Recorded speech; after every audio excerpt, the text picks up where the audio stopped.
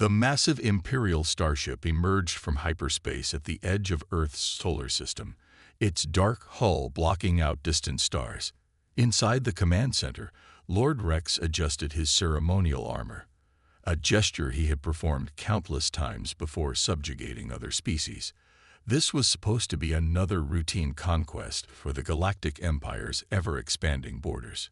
Scans confirm primitive space stations and basic orbital defenses, my lord, reported the ship's captain. Their technology appears to be at least 3 centuries behind ours. Rex nodded, his scaled features showing no emotion. Standard procedure then. Send the demands for surrender. The message was transmitted across space, encoded in universal mathematical language that even the most basic civilizations could understand. Submit to imperial rule or face extinction. The Empire had delivered this ultimatum 10,000 times to 10,000 worlds. None had ever survived refusing. What happened next broke 3 centuries of imperial protocol.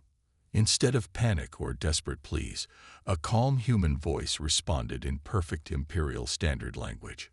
This is Admiral James Walker of the United Earth Defense Force. We've been expecting you. The bridge crew exchanged confused looks.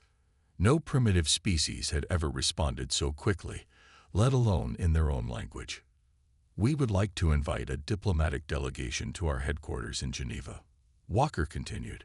We believe there are some things you should know before any hasty decisions are made.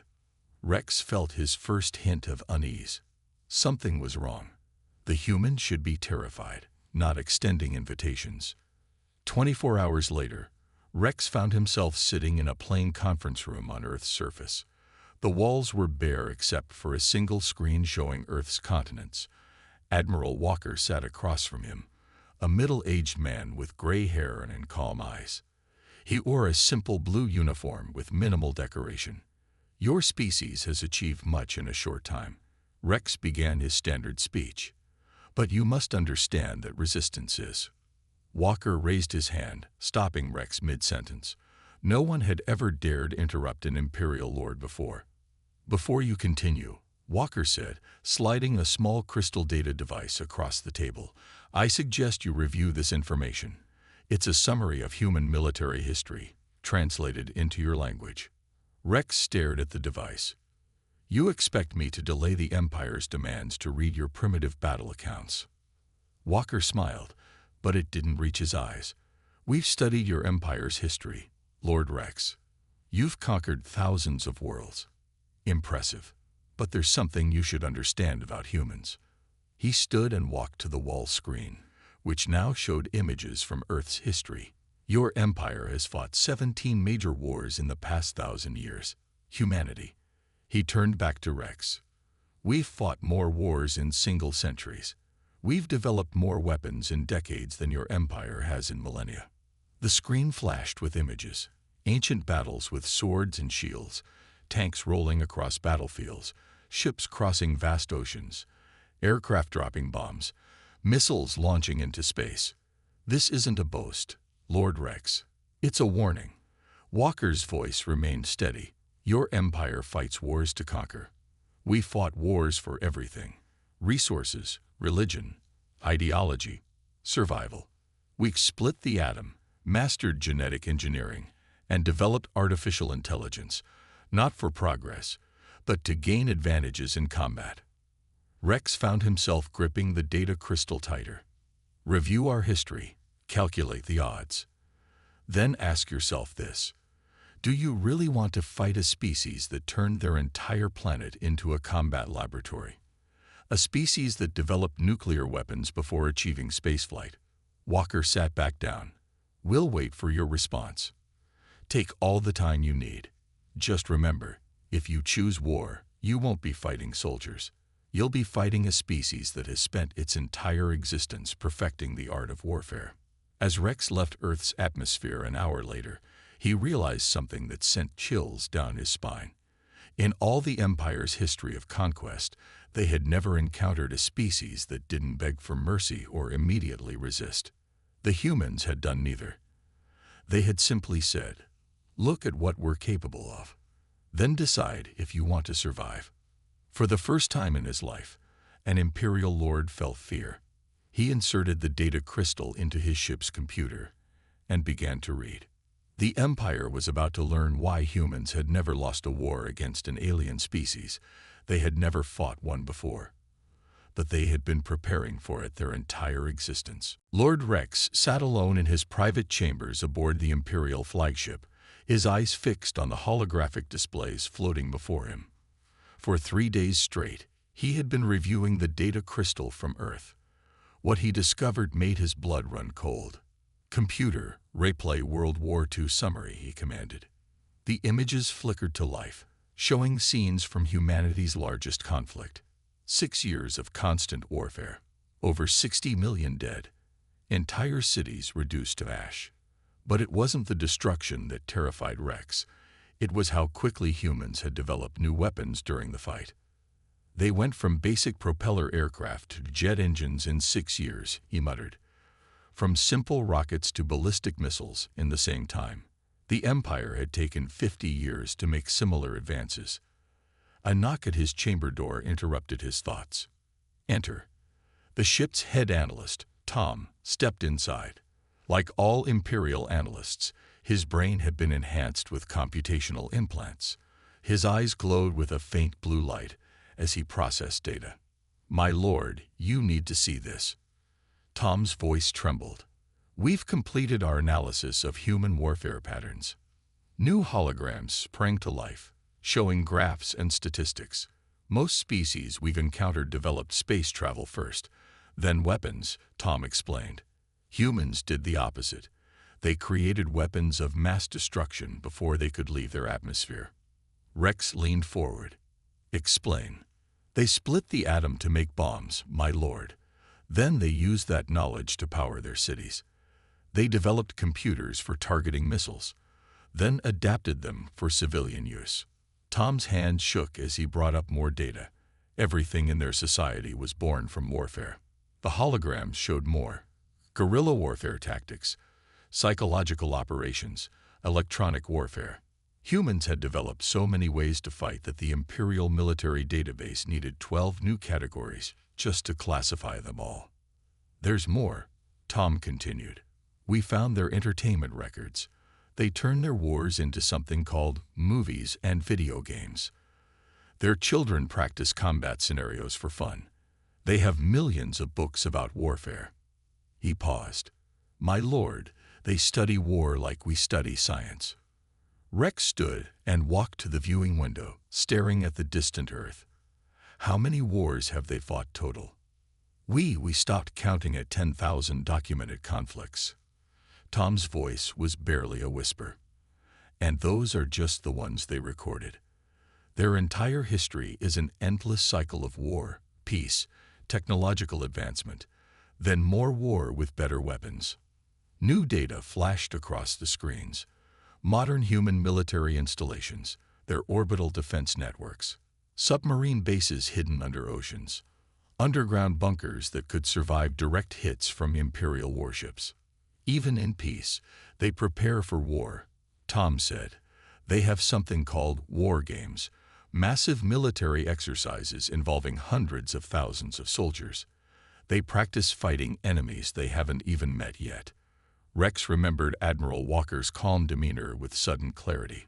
The human hadn't been bluffing or trying to intimidate him. He had simply known something the Empire didn't. Humans were built for war in a way no other species could understand.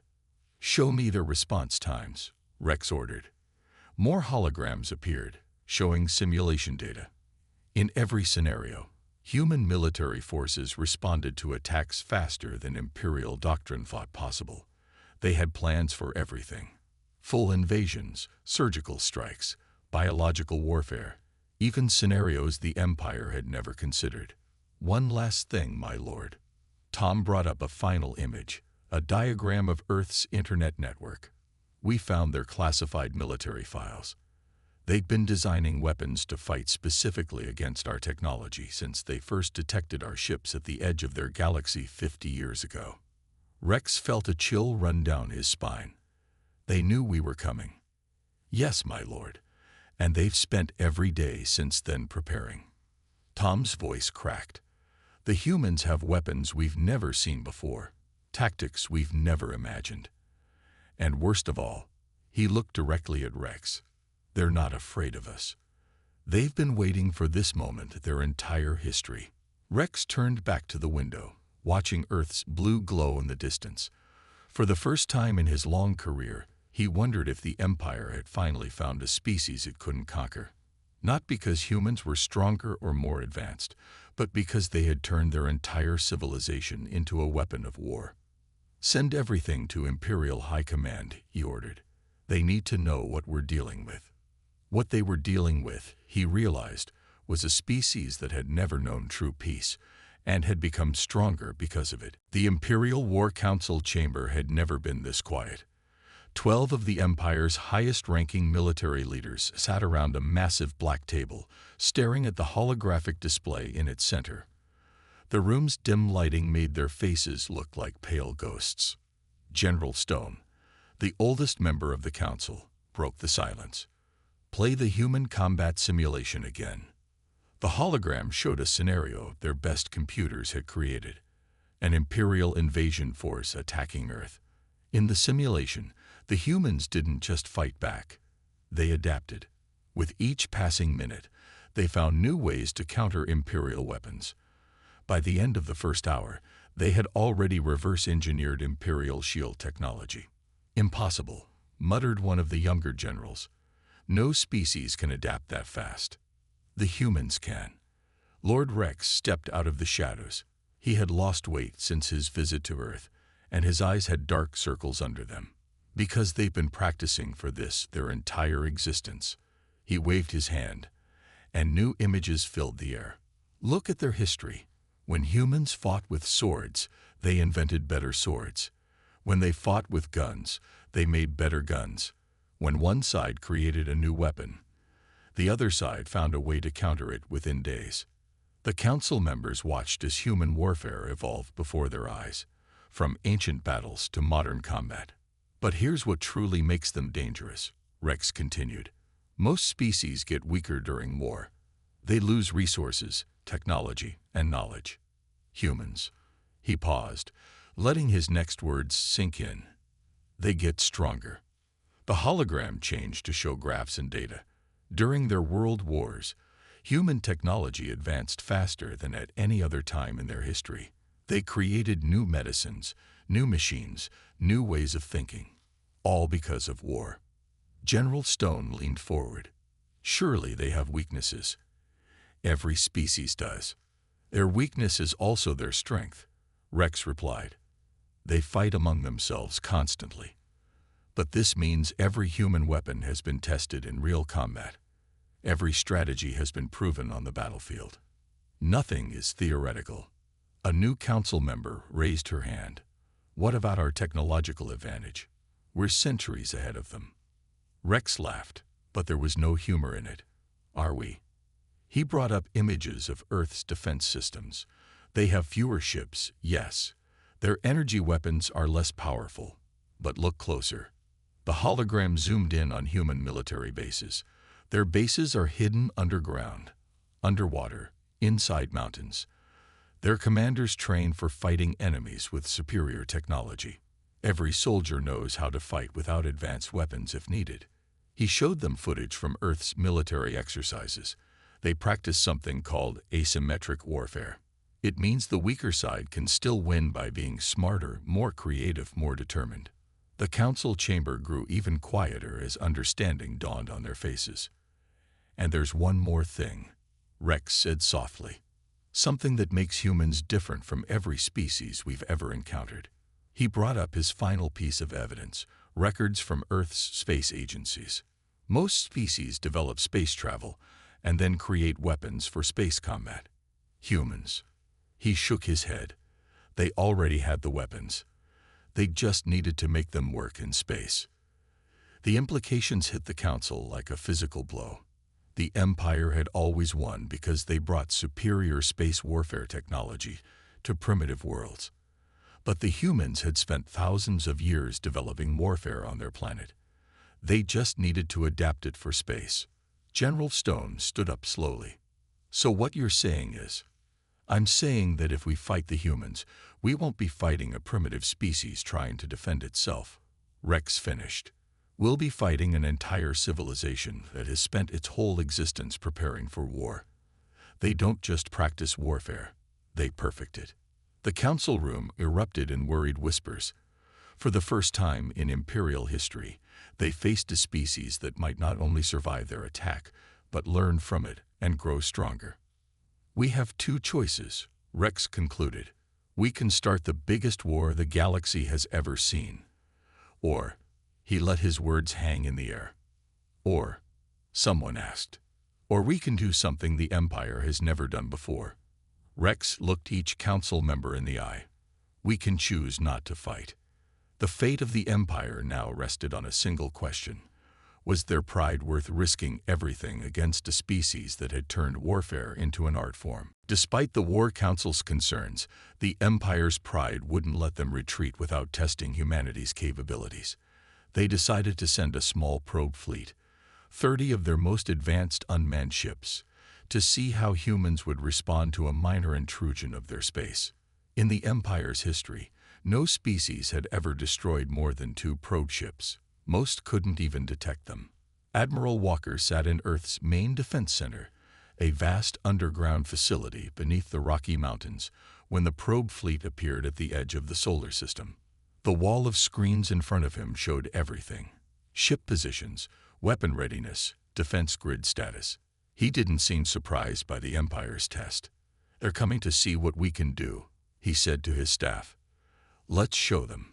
The Imperial observation ship watched from a safe distance as their probe fleet approached Earth. Lord Rex stood on the bridge, watching the sensors. He had argued against this test, but the Empire's military leadership insisted on seeing human capabilities firsthand. Probes entering outer defense range in 30 seconds, reported the sensor officer. No reaction from Earth yet. Rex gripped the railing tighter. They see us. They're waiting. 10 seconds. 5. Probes entering defense range now. For a moment, nothing happened. The probes continued their approach toward Earth's orbit. Some of the bridge crew began to relax. Then everything changed. Deep under the Pacific Ocean, in the Atlantic, and scattered across every continent, hidden launchers activated. Satellites that had appeared dormant revealed weapons ports. And in high orbit, automated defense platforms came alive. Multiple weapons signatures. The sensor officer shouted. They're launching. I can't count them all. The space around Earth lit up. Thousands of small objects rose from the planet's surface, missiles barely larger than a human. In orbit, energy weapons powered up. The humans had hidden their true defense capabilities in plain sight, disguising weapons as weather satellites and communication arrays. Analyzing their weapon types, the tactical officer reported, his voice shaking. They're not all the same. Every launcher is using different technology. Rex understood immediately. The humans hadn't built one type of defense system. They had built dozens. If one didn't work, another would. The probe fleet didn't stand a chance. The first wave of human missiles split into smaller missiles, each using different approach vectors. Some carried electronic warfare packages, disrupting Imperial shields. Others released clouds of tiny metal fragments, creating a web that probe ships couldn't dodge without running into another trap. Probes 1 through 10 destroyed, called out the sensor officer. 15 through 25 disabled. The rest are. He paused. The rest are being herded. Rex watched in amazement as the surviving probe ships were forced into a tight cluster by carefully coordinated fire. Not a single human weapon had hit them directly. Instead, they had removed every possible escape route except one. In the defense center, Walker picked up a communication line. This is Admiral Walker to Imperial Observation Vessel. Are you enjoying the demonstration? Rex responded personally. You've made your point, Admiral. Actually, Walker replied calmly, we haven't. That was 5% of our defensive capabilities. Would you like to see 10%? Before Rex could answer, new weapon signatures appeared all around Earth. Hidden defense installations on the moon revealed themselves. Asteroid bases dropped their camouflage. And in high orbit, platforms that had seemed destroyed reformed, showing they had only changed shape to avoid attack. "Impossible," someone on the bridge whispered. "No," Rex said quietly. "Not impossible. They're showing us they have backup plans for their backup plans." He turned to his crew. "They're fighting exactly as their history showed us they would, with layers of deception and overwhelming force." Walker's voice came through again. "The remaining probes have been disabled, not destroyed. You can retrieve them. Consider this a friendly demonstration between potential allies rather than enemies." The message was clear. We could have destroyed them all, but we chose not to. As the Imperial ship prepared to recover their damaged probes, Rex stared at the sensors showing Earth's revealed defenses, and he knew they still weren't seeing everything. Like their entire history of warfare, humans had kept some weapons hidden, some tactics in reserve. They hadn't just won this encounter. They had turned it into a teaching moment. The Empire had wanted to test human capabilities. Instead, humans had taught them a lesson about the difference between having advanced weapons and knowing how to use them. The Imperial Intelligence Agency's headquarters buzzed with activity as analysts worked through mountains of data recovered from Earth's public networks. After the probe fleet demonstration, the Empire had devoted its best agents to understanding how humans had prepared so thoroughly for alien contact. Head Intelligence Officer Mark stood before the Imperial Senate's secret chamber, his hand steady despite the weight of his discoveries. The room was packed with the Empire's most powerful leaders, all waiting to hear what their spies have found. "Senators, what I'm about to show you will change how we see humans forever." Mark activated the room's holographic system. "We've discovered why they were so ready for us." The first images appeared, old human movies and books about alien invasions. For centuries, humans imagined meeting aliens, but they didn't imagine peace. Mark brought up more examples. They imagined war. Thousands of stories about alien invasions, and in each one, they thought about how to fight back. Lord Rex, sitting in the front row, leaned forward. "Are you saying they prepared based on fiction?" "No, my lord. The fiction came first. Then came the real preparation." Mark showed them classified military documents spanning decades. Every story about alien invasion became a military scenario. Every imagined alien weapon became a defense project. The holograms displayed hidden facilities around Earth dedicated to developing countermeasures against possible alien technology. They called it the Better Safe Than Sorry protocol, Mark explained. For every scientific advancement they made, they asked one question: how could this defend Earth from alien attack? New images appeared, Earth's early space programs. When they first reached orbit, they immediately started planning orbital defense networks. When they reached their moon, they built hidden bases there. Even their civilian space stations have secret military capabilities. One senator raised her hand. "But how do they know what our weapons could do?" Mark's expression turned grim. "They didn't. So they prepared for everything." He showed them more classified files. Weapons against energy shields they hadn't seen yet. Defenses against faster-than-light drives they hadn't invented. They even developed countermeasures for technologies they only dreamed about. The room fell silent as the implications sank in. Humans hadn't just prepared for the Empire. They had prepared for any possible alien threat. "There's more," Mark continued. "Remember how calm they were when we arrived? Look at this." The hologram showed a massive underground complex. This is just one of hundreds of command centers they built.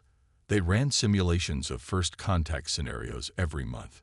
Military exercises specifically for alien invasion every year. They trained their soldiers to fight enemies with superior technology. Lord Rex stood up suddenly.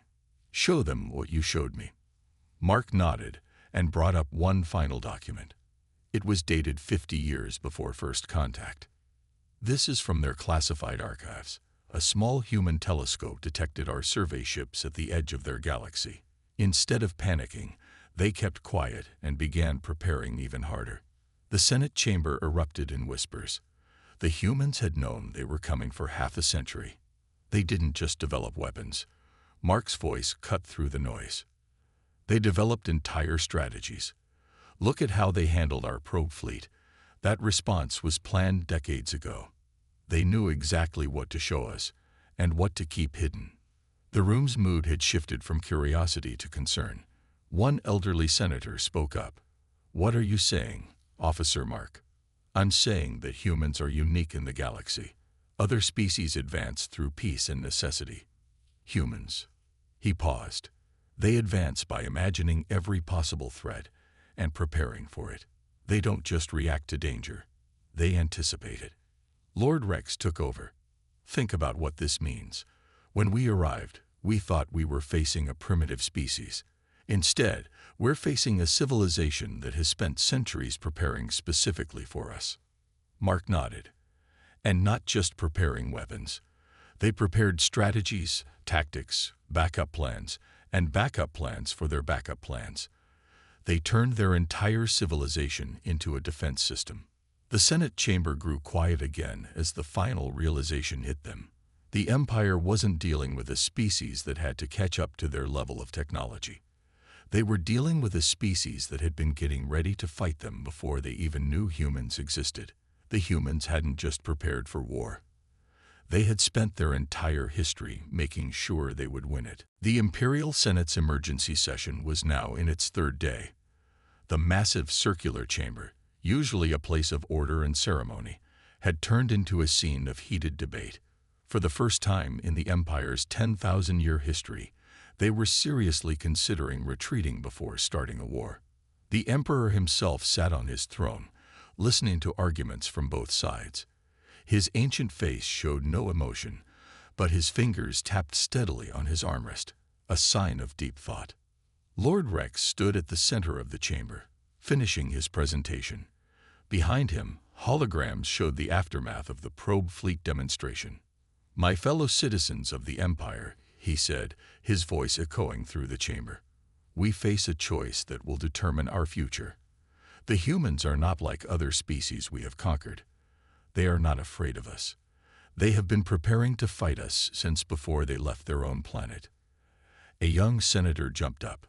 "But we are the Empire. We have never retreated." "And that," Rex replied calmly, "is exactly why the humans are so dangerous. They studied our history. They know we never retreat. They know our pride will make us attack." He paused. "And they have prepared for it." The chamber's main screen lit up with new data from Imperial intelligence. Head Officer Mark stepped forward to explain. "Our latest analysis shows that humans have developed at least 30 different ways to disable our main battleships," Mark reported. "They have weapons we've never seen before, tactics we've never encountered. And worst of all," he looked around the chamber, "they learn from every fight." The Emperor raised his hand, and the room fell silent. "Show us," he commanded. Mark nodded and brought up footage from the probe fleet incident. "Watch how they handled our probes. First, they let us think we were succeeding. Then they revealed one layer of defense, then another, and another. But they never showed everything." Rex took over. "This is how humans fight. They keep their true capabilities hidden. They let their enemies underestimate them. And when the real battle comes," he let the words hang in the air. An older senator stood up slowly. "Are you suggesting the humans could actually defeat the Empire?" "I'm suggesting something worse," Rex replied. "I'm suggesting they could take over the Empire." Gasps filled the chamber. Such a thing had never been suggested before. Mark activated new holograms. Human military documents from their classified archives. Look at their invasion plans. They don't just think about defending. They think about what comes after.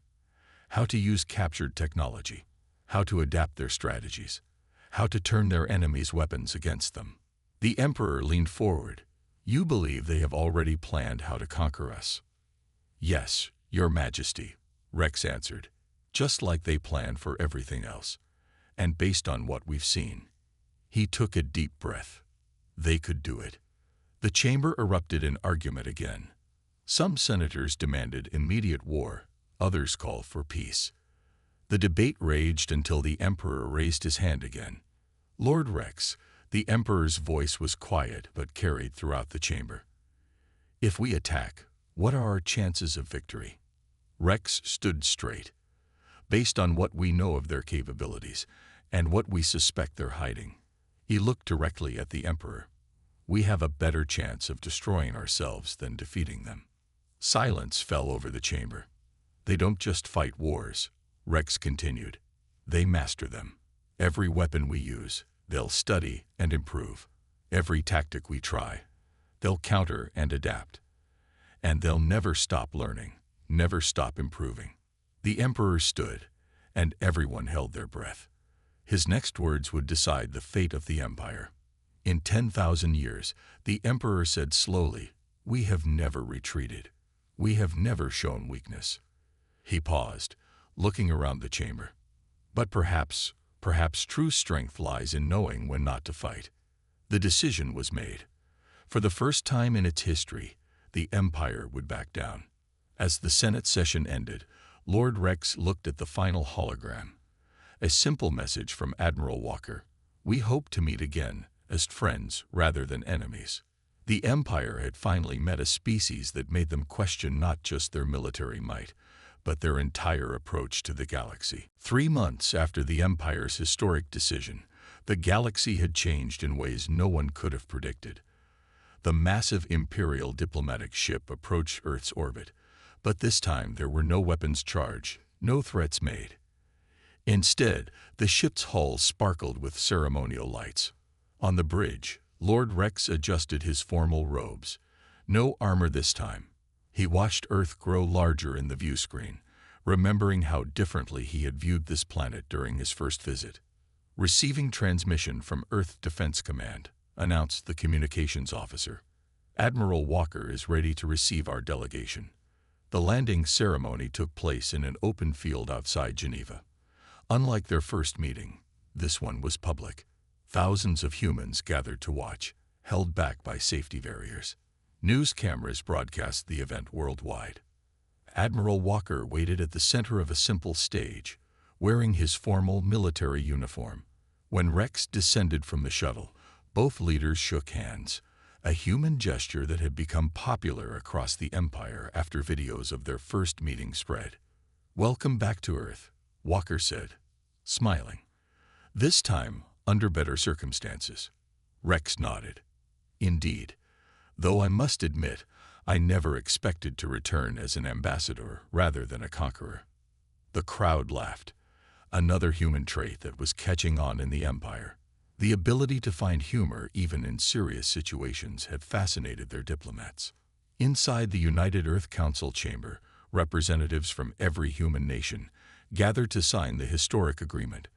The terms were simple. Earth would join the galactic community as an equal, not a subject. A buffer zone would be established around human space, and both sides would share defensive technology. But the most surprising change had happened within the Empire itself. "Our military academies have completely reformed their training," Rex explained to Walker after the ceremony. They stood in the council building's garden, watching the sunset. "We're studying human military history, learning your strategies. The Empire's entire defensive doctrine is being rewritten." Walker raised an eyebrow. "I hope you're not planning to use those strategies against us." Quite the opposite. Rex gestured to a group of Imperial officers talking with human military leaders nearby. "We're learning from you so we can fight alongside you if needed. The galaxy is vast, and not everything out there is friendly." The humans had changed how the Empire saw warfare. No longer was it just about superior technology or overwhelming force. Strategy, adaptation, and preparation had become the new focus. In orbit, human and Imperial ships conducted joint exercises. The Empire's massive battleships practiced alongside Earth's smaller, more agile vessels. Each side learned from the other. humans gaining advanced technology, the Empire learning innovative tactics.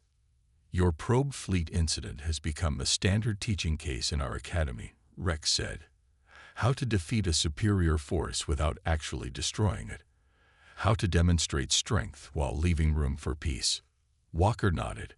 We've learned from you too.